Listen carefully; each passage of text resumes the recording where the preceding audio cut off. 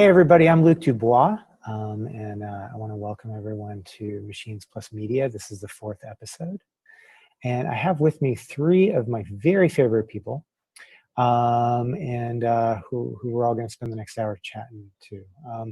In no particular order, first up is my friend Toni Dove. Toni Dove and I have known each other a very long time. She's a New York-based artist working in electronic and interactive media. She's considered one of the pioneers of interactive cinema. She's shown work at ZKM, at the Banff Center, at the Whitney, and she is currently an artist in residence here at Integrated Digital Media at NYU Tandon, alongside Nokia Bell Labs and Pioneer Works. Next up is my colleague Regine Gilbert. Regine Gilbert is a user experience designer, educator, and international public speaker with over 10 years of experience working in the technology arena. She has a strong belief in making the world a more accessible place, one that starts and ends with the user. She has an awesome book out right now called Inclusive Design for a Digital World, Designing with Accessibility in Mind. And then last but not least is my friend Phoenix Perry, joining us from London, England. Phoenix is a course leader in creative computing at the University of Arts London. She is also the founder of an amazing organization called the Co-Liberation Foundation, which we'll talk about in a little bit. So I want to welcome everybody, and we're going to chat for a while. I'm going to show a couple of slides and a short bit of video that just shows some of the interface things I've been doing over the years. I basically make human-operated machines that tell stories using media, and I've started working with motion sensing and embodied interface about 20 years ago, and I've been evolving that and working in different ways with it over the last couple of decades. What I'm working on right now is it has turned the instrument into a room that's a tracking system, and I'm looking at using machine learning to work with human body language and interpret it in a fictional way through a character. So that's the new project that I'm working. I'm an artist in residence at IDM with Bell Labs and at Pioneer Works, and it's been frustrating and very slowed down during this this period of time, as I'm sure all of you are experiencing, trying to figure out how to work in teams, trying to collaborate with people using FaceTime and TeamViewer and Zoom and Google Meet, all these kinds of things, and figuring out what parts of it can move forward and what parts of it can't. And some of that has produced some things where I've done research or started to learn particle physics in Unity, or done things that I wouldn't have done before. And some of it has just stopped me until until I can get a few people together in a room. But I know we're going to talk today some about VR and AR and different kinds of immersive experience. So I thought I would just briefly kind of run through a little bit of the history of stuff that I've done and some of my feelings about the platform and the interface. So in 1992, I did one of the first narrative VR pieces with the Banff Center for the Arts. And at that point, the computers were the size of refrigerators, and they were purple, and they had their own chilled rooms, and the headsets were gigantic. But from the very beginning, I have really disliked the headset as an interface. So I've looked at different kinds of ways that you could kind of create something that was halfway between performance and installation, where people can be engaged in a real space.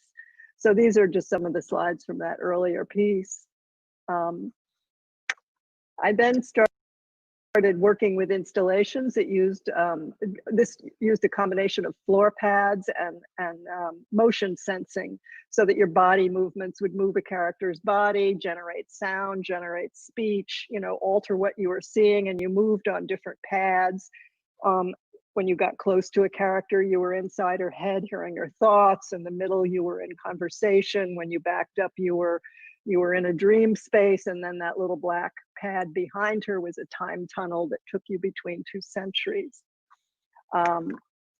Luke and I performed this one. This is Spectropia. This was a kind of possessed movie in which Luke and I reanimated up to 6 streams of video inhabiting 2 characters that were inhabiting other characters on screen over a period of look like a 90-minute feature film.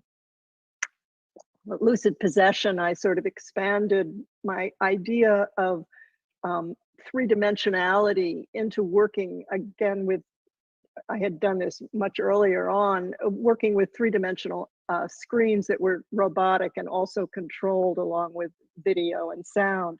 This had live performers, Hai-Ting Chin and Todd Reynolds, doing live scoring. There was recorded video. I was doing live DJing, and then there were the screens that disappeared and reappeared and were robotically manipulated on stage. Then the most recent piece is The Dress That Eats Souls, which was an installation piece that one person at a time operated for a small group of people sitting in a room. It was a robot that used a Kinect, and the Kinect did a combination of skeleton tracking to create a relationship with the dress, the robotics of the dress, and head tracking to allow you to navigate between 5 different streams of video on the overhead screen. It was really about the history of technology and the sort of visceral human interactions with technology over a 200-year period, starting around 1918 and moving into a kind of indeterminate future. And I'm just going to show you a little clip of it that shows just somebody working with the interface and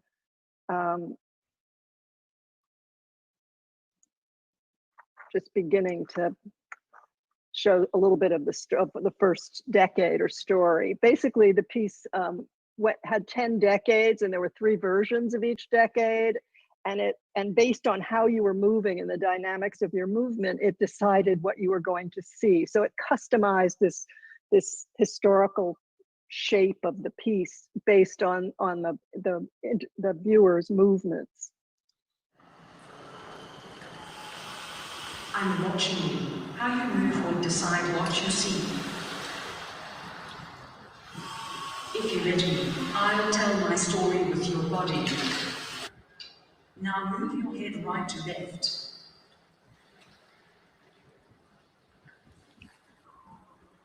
Do you feel it? You are wearing me. You are inside me, inside the dress.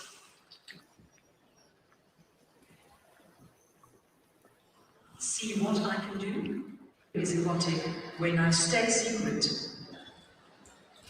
X and 0 1 0 1 0 0 1.00 and what the dark indicates. The dark indicates cold and X cold indicates. There you are, you. You are mine. You are incorporated. And I can make you vanish. Now you may leave.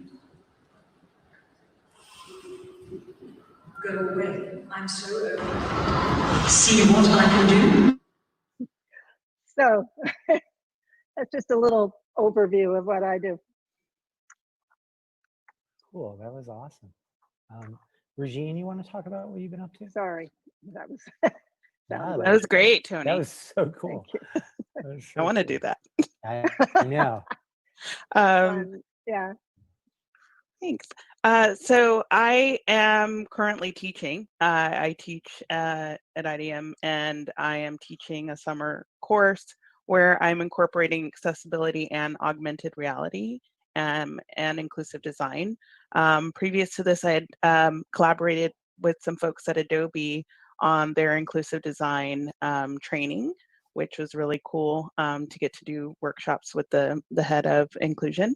And I'll send a link so that could be part of this as well. Mm-hmm. So my area that I'm focusing on for research is around immersive technology, inclusion, and accessibility. So it's TBD still, because I'm still in the process of going through it. But my students this summer are working with a real life client who is blind, along with a digital agency that specializes in augmented reality. And I've kind of made it a contest where the students are going to work with a client, create a concept, and then this digital agency is actually going to build this accessible augmented reality experience. So I'm really curious to see how it's going to turn out, because this is an idea that I had a while back and I wanted to focus more on, but the pandemic threw me off. So it's like, oh, I'll have my students work on it and I'll work on it too. And so that's what I've been working on as of late. It's good to meet you all. It is wonderful to be here. Super honored. It's really exciting to hear what everybody's working on, and it all sounds super cool. All right, so hello, I am Phoenix Perry. Let's see, I think you can see this all. Yeah, great. Hello, I am Phoenix Perry. This is kind of a little bit about what I do. I have a nonprofit called Code Liberation Foundation, which I founded at NYU in 2012 or 13, teaches women to program video games and creative applications for free. And we reach several, God, at this point now, thousands of people. We just started a new Future Learn course, which you can sign up for. And if you want to take a 4-week class in how to make games that are designed specifically for personal expression, you can join us there for free. And it's just called Create Expressive Video Games. If you want to try and find it on the internet, we'd love to have you. I also teach at a program at UAL, University of the Arts London, and the Creative Computing Institute, where I am the course leader for the MSc program, which is a unique MSc that marries creative practice with technical education.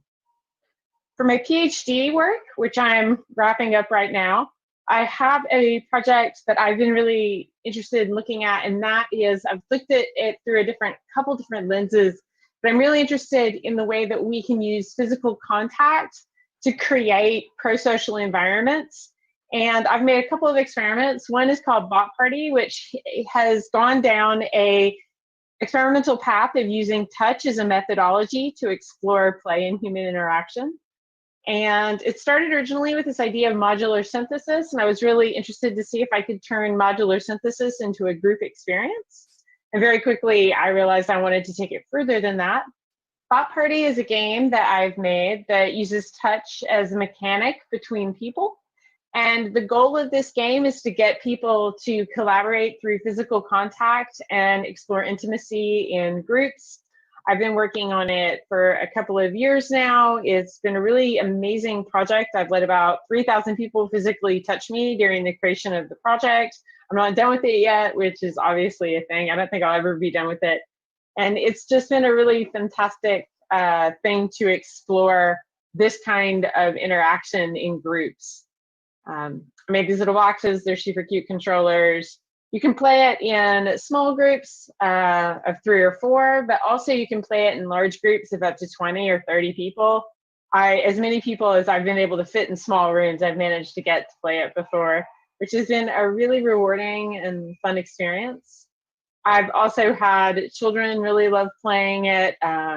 Many different kinds of exhibitions have shown it. I've shown it all over the world at this point. It was nominated for a GDC Alt Control Award, which I was extremely excited about at the IGF. And that's kind of my first big PhD project here.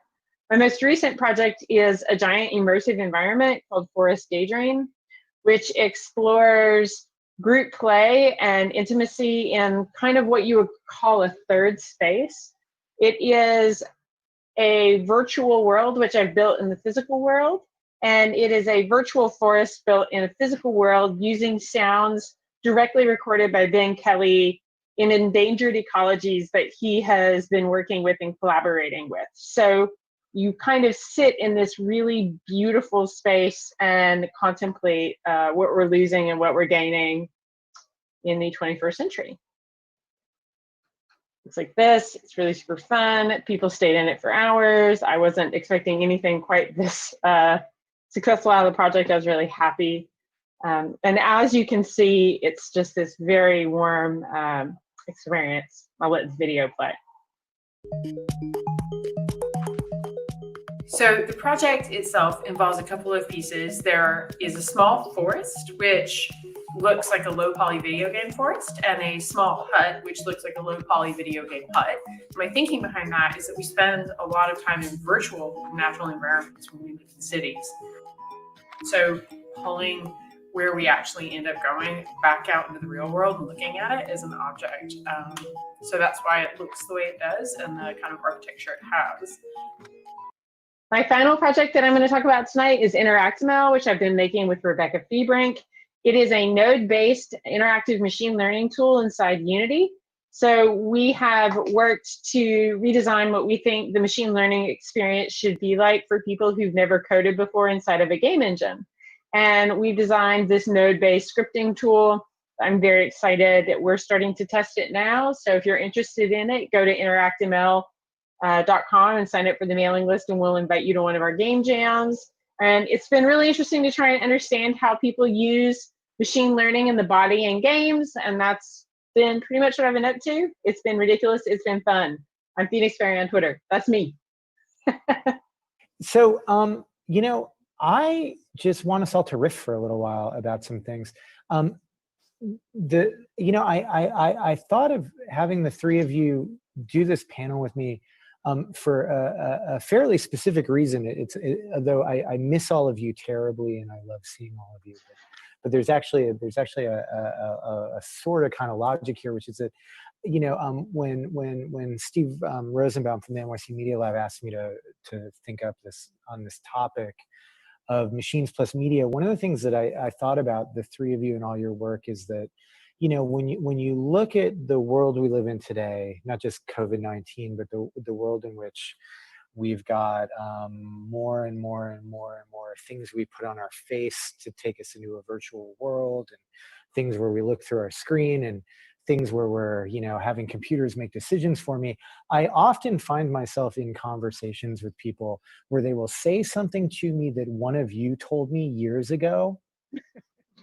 And I wonder if the three of you feel like you're having some sort of strange validating and or deja vu moment with the way in which people are well, so where people are suddenly, yeah. They're suddenly stumbling across things that thematically are very much your life's work, like the idea that media could be interactive, the idea that media could be accessible or inclusive, the idea that creating code, creating software, whatever, can itself be a political act, can itself be a self-expressive act. Like, people are actually slightly more tuned into all of these ideas than I think they were when any of you started this.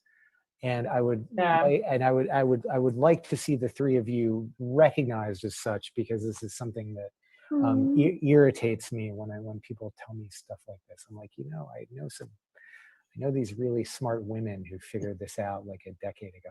But you know. Can I tell you a cute story? Sure. So I love cute stories. Sorry, not Nick. Rebecca Febrink, Margaret Shadell, and I showed one of our machine learning performance-based works at Art and Code back in 2012. And I love Kyle to the ends of the earth. So this is not me bagging on him, but I was positioned right next to him.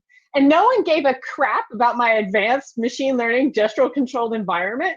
And they were all into Kyle's particle system. And I was texting Meg, and she's like, they'll figure it out. I mean, I like particle systems. Yeah, against particle systems, but like nobody talked to me. I just stood at the booth like, yeah. So this is, so I think, you know, all of you must be having some of these. So that's a Phoenix. That's a story. Yeah. Toni. I think it's interesting to me, because I think the first interactive piece that I did was in 1992 when I did the VR piece. And that got me fascinated with the idea of embodied interface, with the fact that you could use perception, proprioception, all the sort of physiology of your body to respond to media, and what kinds of ways you could do that and how that could be interesting. And I feel like all the way along through all the different projects that I've done, it's like I feel like what I'm doing is sort of pointing and saying, here, look over here, that might be interesting.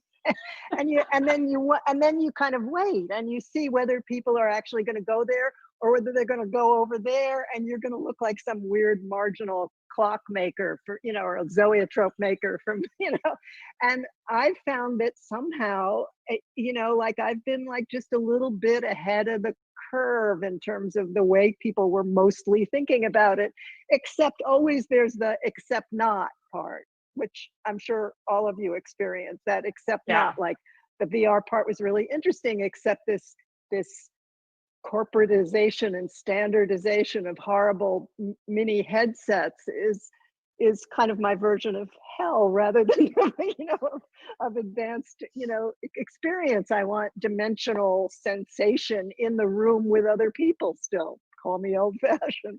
So I don't know, maybe some of you have thoughts about that. So hold that thought, because it's what we want is something I want to get to, right? So Regine, one of the things that I love about your book is it showed up kind of like right at the moment where we were all suddenly faced with like, oh, now we're all using this horrible teleprompter technology to talk to each other. That irony of ironies in some ways actually creates better accessibility than the way we were doing things before, but creates its own challenges. Yeah, I mean, the funny thing is all these employers said that they couldn't have people work remote, and then that left out people with disabilities from working, and now we find out that that was a little bit of BS, so you can make things remote, and you can have people working, and you can have people with disabilities who can use this technology, right?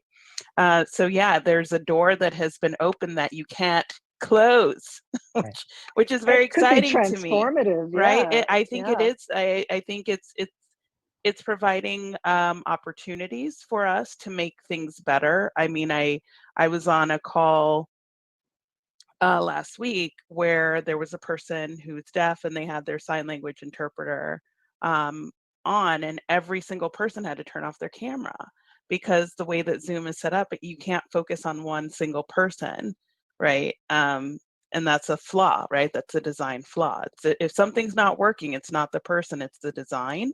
And so I think that we have a lot of work to do in this area, especially for making things more inclusive and accessible. So there's lots of opportunity, which for me is very, very exciting. And to be an educator where students most of the time don't think about this stuff ever, to have them think about it and to start to think about it and then incorporate that into their work makes me very hopeful for the future.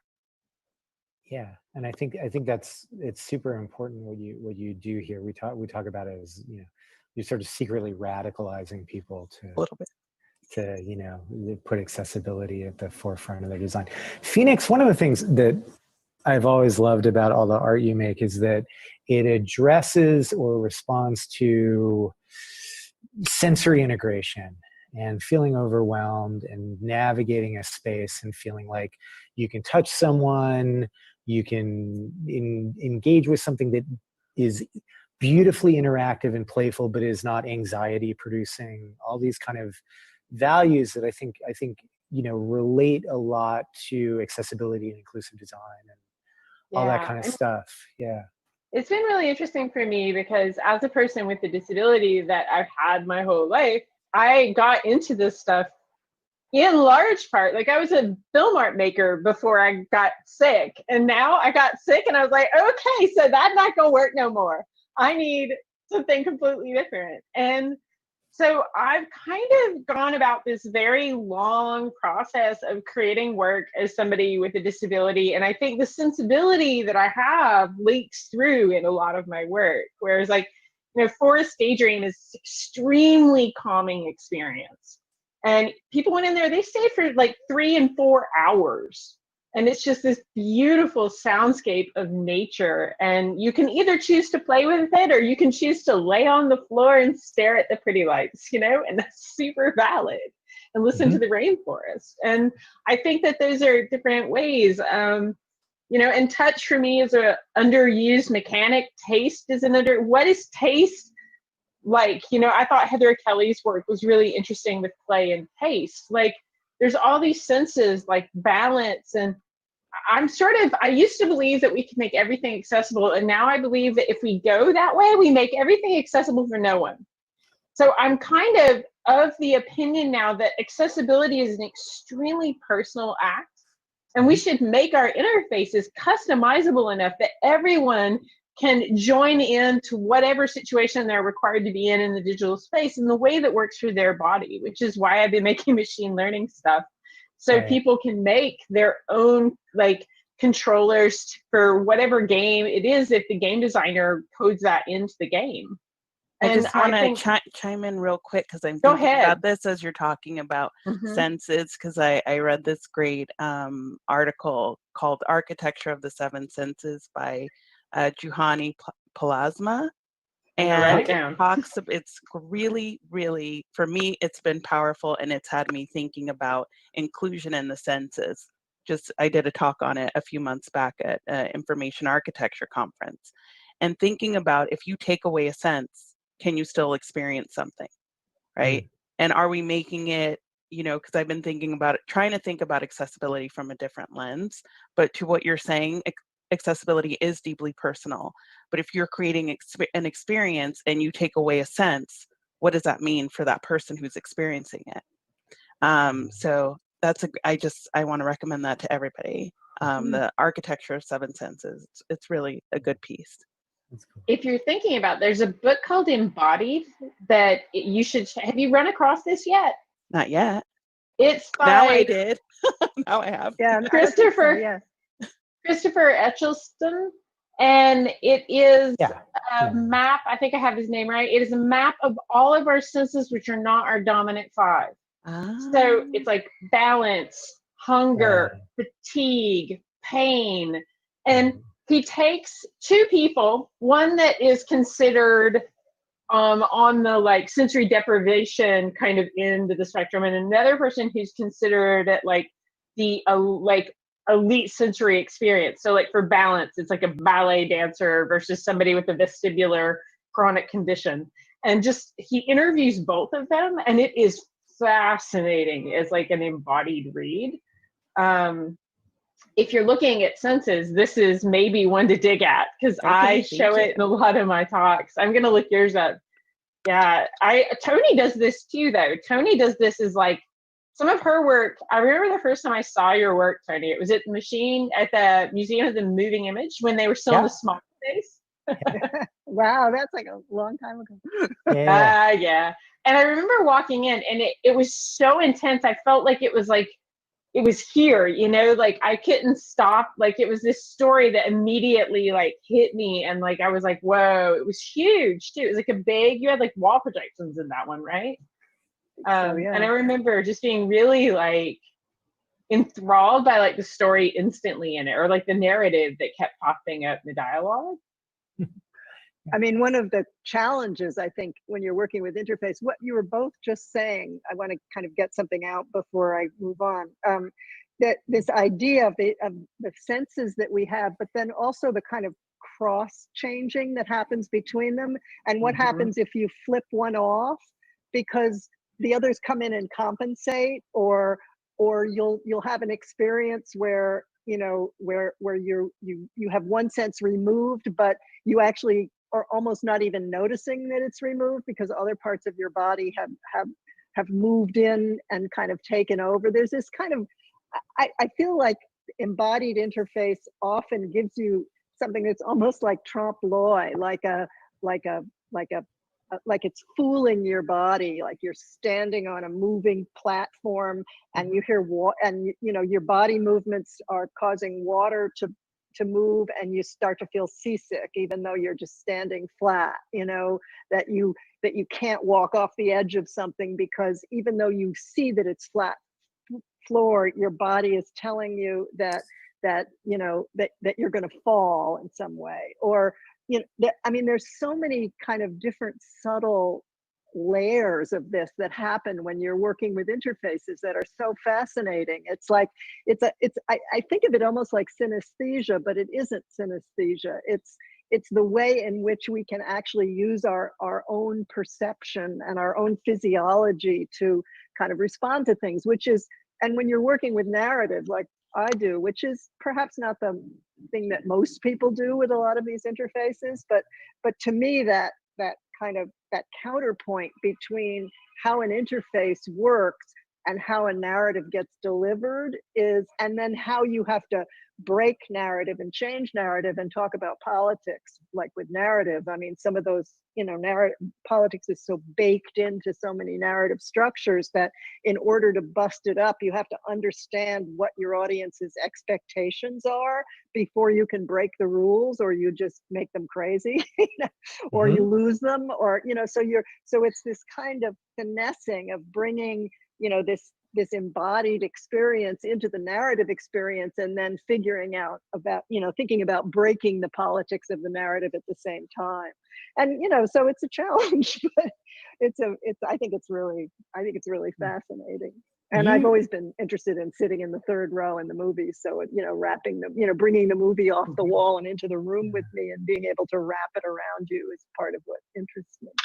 That's what your work feels like to me. Yeah. And you've always, Toni, it's like we've always talked about the interfaces that you create and design, that you perform with. They're instruments, right? That's yes. The word historically that you've always used. It occurred to me that was one of the reasons I hang out with musicians so much. Yeah. Because we're all instrumental. Yeah, and it's and musicians have a sort of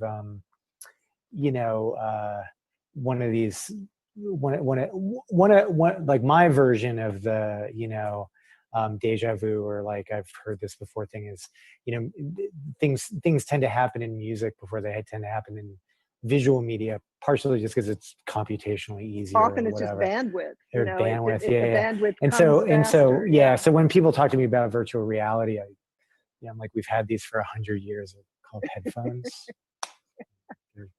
There's literally nothing special about it. So that's something I think about. But I think with the interfaces that you work on, I think the thing that the phrasing you always use is you feel like stuck to them, right? Like you feel like that was you're like really when you're glued. working with motion sensing. It was, people have called it like an out-of-body experience, when I think it's actually an in-body experience. That we're not used to being in our bodies and in the screen at the same time. So there's this doubling that happens. It's like your body is extruded into the screen, and you move, and a character moves, and you have to find that relationship, kind of the way when you first pick up a computer mouse, it's upside down and backwards until you get it. Like some of you probably don't even remember that, but I do. And then you get to this point where you can feel that connection, and that drag is happening, and you're in your body and in the screen at the same time. Somebody called it the Vulcan mind meld, which I like. And but I think, it's part of the. And I think the question I have for the three of you next is so that whole, like, how do I use a mouse for the first time? I always think of it as that scene in Downton Abbey when they first get a telephone, and the butler doesn't know how to use it. And, there's all sorts of things about that show that are really wrong, but the butler, that guy, is a really good physical comic, right? So like, he's like, I don't know. Outed yourself as a Downton Abbey fan. He's like, I love that scene, because he's like, what the fuck am I supposed to talk into this part? Am I supposed to turn it upside down? Like, do I answer it? Do I, and that's one of the first things anybody wants to do is talk to the dad. Yeah, and so rhetorically, like, that's the moment, we're sort of in with consumer grade VR and AR, right? There's no normative interaction language yet, right? So, they like, some devices adopt things directly from game controllers, and they're trying to do things skeuomorphically that way. Some people are trying to make new things, whatever. And so the question I have for, like, I think the three of you is, like, what do you want? Like, what should this be? Not what it is, or what's wrong with it, or where do you see this going? That might actually be something you would want to use. Or I kind of take it a step at a time. I mean, I can't imagine like a perfect, like like the holodeck or something. I kind of feel if we get the holodeck, we won't want it.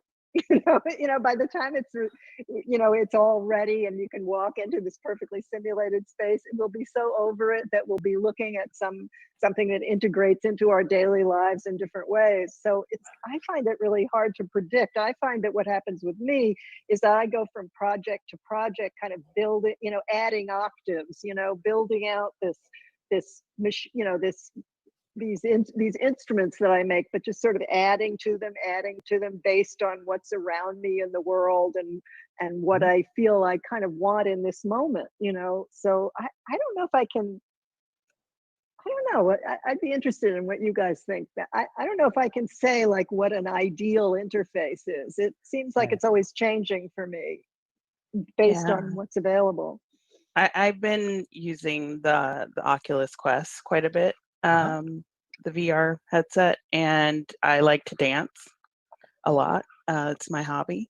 And I've been doing this game Dance Central, but it's awful because it makes me hold on to these controllers, which I have issues with my hand because I had carpal tunnel really young from playing video games. And so holding, oh my God, yes. So I exercises.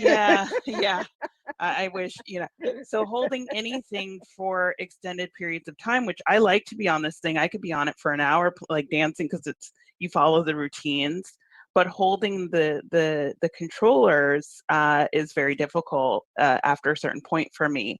And they're, folks are working on gesturing, but the gesturing requires full mobility of hands. And so that's not 100% accurate. So what I would like to see is, like, if I only have one hand, I want gestures for that one hand. So I really would like to see more inclusion in the process of gestures. And I do think that gesturing is the I mean, it is present. People are working on it, but it sucks, let's be honest. And there's a lot of room for improvement in making it more inclusive. So that's what I'd like to see more of. Yeah, I've got like a very stuff. I think more transparency. Yeah, it's always like you got to do this thing, and what if I don't grip it the right way? Then it's wrong. And does gesture have to be a lot of little kind of doohickey signs right. that you make? Can I just like move my elbow, or exactly. Can whatever? There's lots of other options that we should be able more to about provide. fluidity and flow. I've got a really easy answer, and then I've got a longer answer, and maybe Tony's cat will reward me with a third eye salute again. So I want technology that doesn't hurt people of color and queer people. That's what I want, like flat out. Like I want technology that does not harm on a 360 way. And I feel, because technology was part of how I originally discovered I had a disability, and then it went misdiagnosed for 20 years, and I had really bad carpal tunnel like you as well.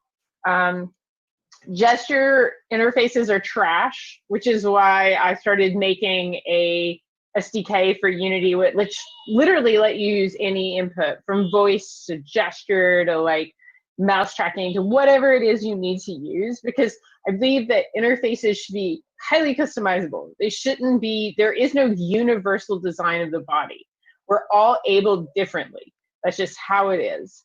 And we all have different abilities. Like I can do because I'm hypermobile and have EDS, I can do things that freak other people out like it's nothing. But that's not something that most people find comfortable. And what my range of motion is very different than other people's. And one gesture it's that kind of universal. I want Swiss minimalism out of interface design. That would be the way to put it. I want all of your templates, all of your pre-configured notions of what a universal, template man should be, the hell out of my face. That's what I want. I want template man gone. I want him gone from the weight of my VR headset.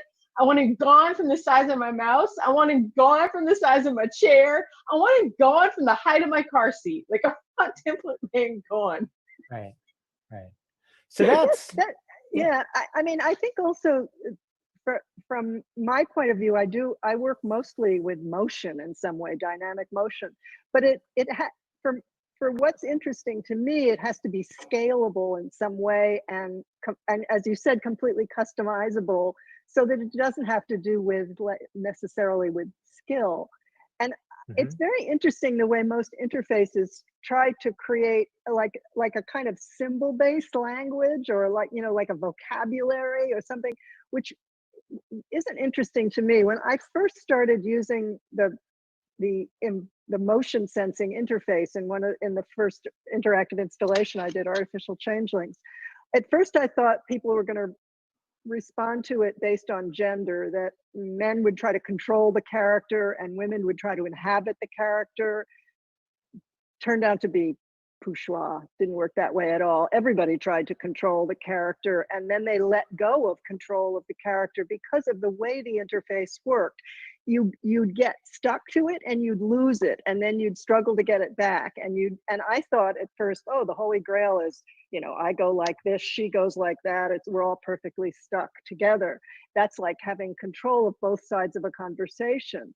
That slipping away that happened, and that getting it back became the conversation, became that sense of the connection and how you got it and lost it. And that, to me, you know, it would start with that. People would try to control it. They wouldn't be able to control it. They'd start to do the kind of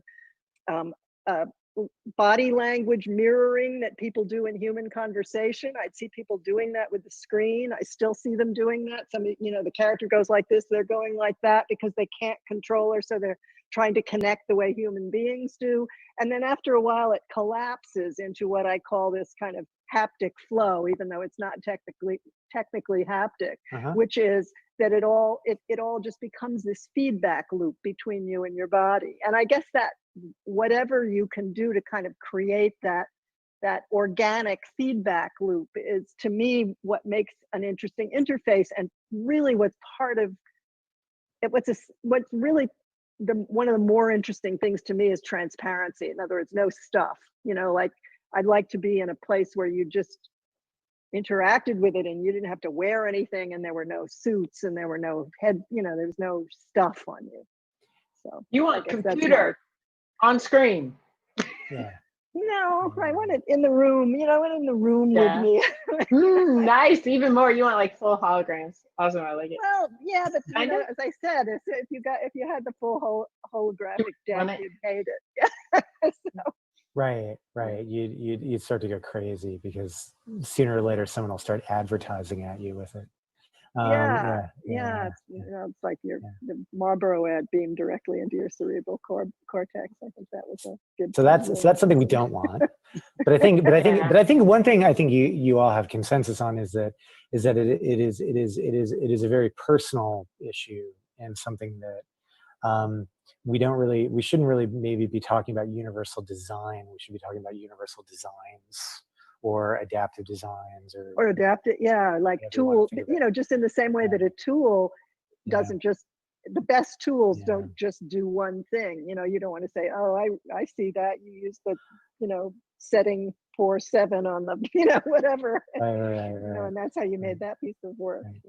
So Regine, I have a question. So you know, you've been working on accessibility in just some very, very pragmatic spaces. So it's not a big crazy art installation. It's not a you know, kind of like, you know, future of entertainment kind of experience. It's really about how do I find the exit in the mall? How do I get on the subway? How do I shop online? How do I shop online? How do I, you know, and I always thought that, you know, augmented reality would get ubiquitous and pragmatic, you know, in that space pretty quickly. And you know, the communities that you work with and the communities that you advocate for, I mean, what do you, not to speak for them, but like what do you see as common things that are wanted? Yeah, so I will not speak for anyone because I can't, but I can speak as part of what some of the work I do outside of IDM is I'm part of XR Access, which is it's a group, and the group focuses on different areas from policy, software, hardware, education. I focus on the education piece, teaching and learning. So what does that mean? And so that's kind of been my focus on how are we incorporating accessibility, inclusive design into these new immersive experiences. Because it is so new, we have a great opportunity. So there's a symposium happening on July 21st and 22nd.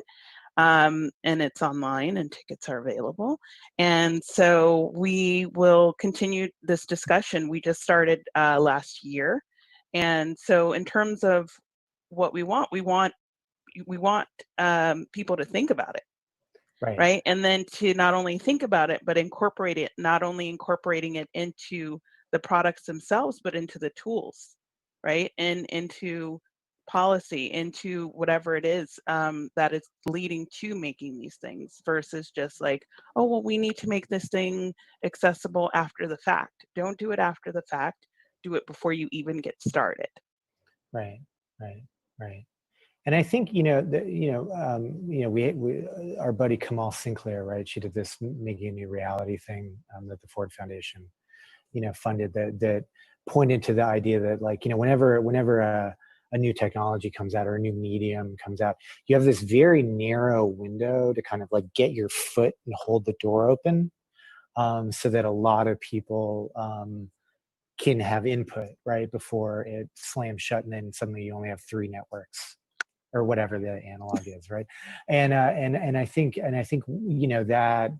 that window will close with XR, right? So the idea that there needs to be some policy stuff. There needs to be, one of the suggestions that came out of that report, and I don't know if you agree with this, was the idea that, like, you need something a little bit like the Corporation for Public Broadcasting to look at the medium, right? So, like, if you didn't have Sesame Street, right? Or you didn't have public television when television happened, or when television became a mass medium, what would be different about television, right? What would be missing?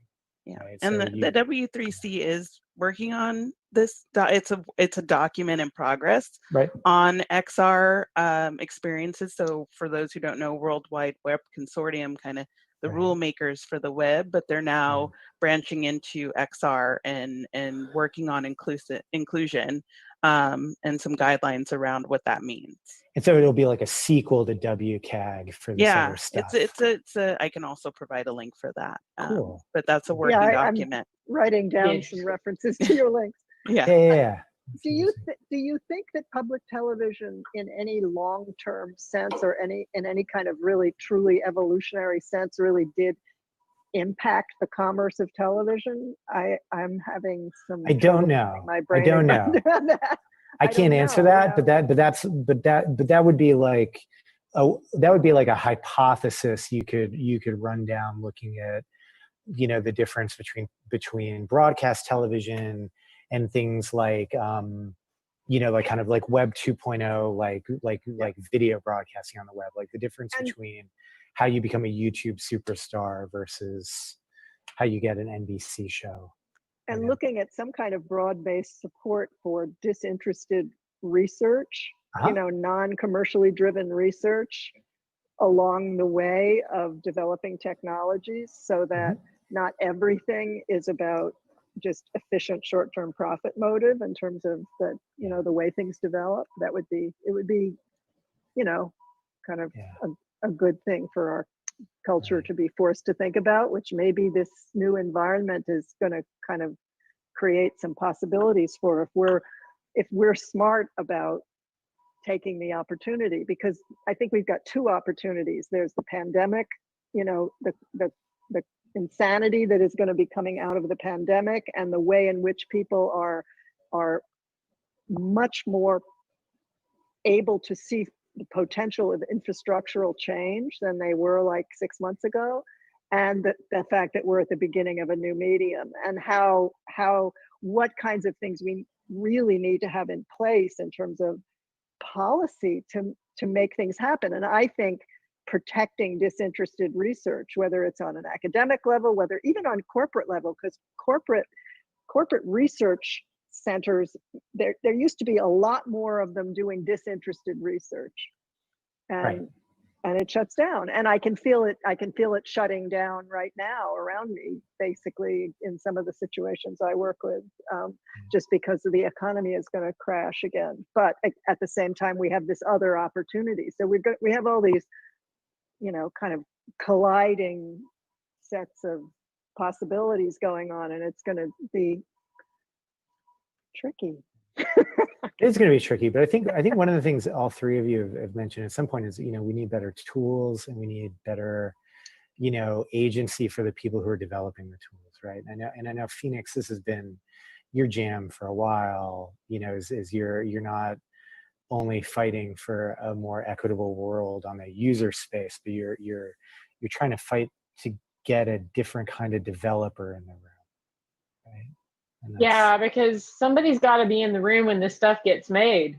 Like, we need someone who thinks the way we do in an office at Facebook to shout at Mark Zuckerberg. We need that person. Yeah. Like, we need them direly, because if they're not there, Template Man is gonna win. Right. Yeah. And that's part of disinterested research, I think. Yeah, and that can be part of disinterested research. It is. I mean, also, I think it's just about allowing a larger body of participation in who creates this technology, because then it changes who it's for, right? I don't think most people, like, I'm not going to think of Template Man first, right? Just not. Right. So I think that having more people who sit in a more marginalized space in technology, crafting it, will get rid of things like it's dumb stuff. It's like, I try and play in VR laying on the floor because my neck is too weak to hold the headset regularly. So like I have to hold the headset like it's, 1960 or something, I'm like grandma situation. It's really ridiculous. And nobody has thought about that. Like, there's just not a person with my disability working on the Vive team, or somebody would have been like, hey, I can't wear this. And I just think getting more people with more experiences in the room when this technology gets made, it's more of with us, not about us, We need people with disabilities, we need women, we need people of color, we need trans women, we need trans men, we need like the whole spectrum of people, like people from different parts of the culture, people with different sensory designs. We need the entirety of humanity, not just a very small subset of humanity making this stuff. And we also need people for whom profit motive is not the only agenda. For real. Right. That's also, there's the phrase in a lot of folks in the disability community, it's nothing about us without us. Mm-hmm. And I think that's what Phoenix is saying. Like, we need to make sure that we are making space for those people and inviting them in and co-creating, and not just making something for somebody. Yeah, we're all artists. Like, every time I make something, how I think it's going to work, it never works that way. Never. Yeah, and I think that's why there's so much work to be done. We need a. And it's also interesting. Yeah, what you're saying in terms of it being, another kind of inclusion is the whole spectrum of artists who are like what you just said. It never works the way I want, never works the way I expect. But that's part of what makes all of us really researchers. I mean, we're people who are exploring the outer edges of interface, or looking at what the possibilities are. But mostly in a corporate environment, there's just a little tiny box that's already a genre by the time they get to it, and they're not really. They don't want to get off the boat in any way, and because there's a kind of chain of profit going on, and so that then the question becomes, how do you break that, and how do you include this broad spectrum of people, including artists, including artists and all kinds of people who are who are in fact already doing disinterested research. They should be, you know, it's an enormous potential resource. Right, that's true. That's true. We are running out of time.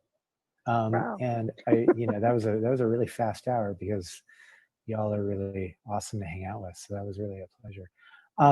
I can't thank the three of you enough for hanging out with me today on the interwebs. And you know, I think there will be some situation where everybody can find more about your work with links and whatnot. But I just wanted to thank you, Toni Dove, Regine, Gilbert, Phoenix Perry, for joining us from Machines+Media. And we will see you all again soon. It was fun to great. hang.